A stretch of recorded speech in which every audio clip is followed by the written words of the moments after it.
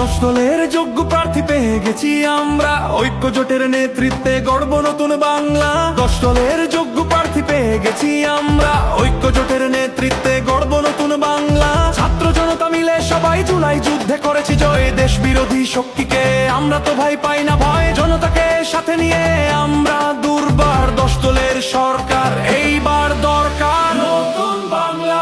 রিক্সা ঘড়ি